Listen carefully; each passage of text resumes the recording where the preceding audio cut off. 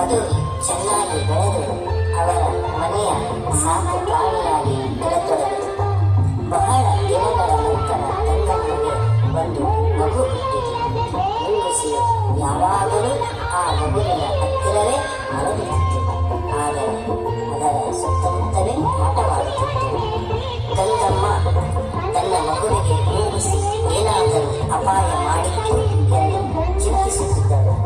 ಒಂದು ದಿನ ಪತಿ ಕೆಲಸಕ್ಕೆ ಹೋದಾಗ ಗಂಗಮ್ಮ ಮುಂಗುಸಿಗೆ ಮಗುವನ್ನು ನೋಡಿಕೊಳ್ಳಲು ಹೇಳಿ ನೀರು ತರಲು ಹೊರಟಳು. ಮುಂಗುಸಿ ಮಗುವಿನ ಹತ್ತಿರವೇ ಮಲಗಿ ನೋಡಿಕೊಳ್ಳುತ್ತಿತ್ತು. ಅದೇ ಸಮಯದಲ್ಲಿ ಒಂದು ಹಾವು ಬಂದಿತು. ಮುಂಗುಸಿ ಹಾವನ್ನು ನೋಡಿ ಅದರ ಮೇಲೆ ಆಕ್ರಮಣವನ್ನು ಮಾಡಿತು. ಅದನ್ನು ಕೊಂದು ಹಾಕಿತು.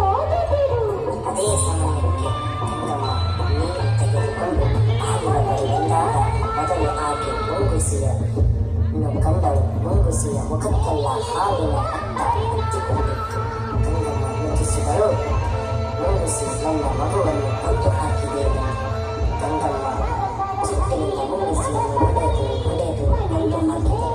ತಕ್ಷಣ ಮಗುವಿನ ಹತ್ತಿರ ಬಂದಳು. ಮಗು ಪಟ್ಟಿಯನ್ನು ಕಿಲ ಕಿಲ ಎಂದು ಹಾಡುತ್ತಿತ್ತು. ಪಕ್ಕದಲ್ಲಿ ಒಂದು ಹಾವು ಸತ್ತು ಬಿದ್ದಿತ್ತು.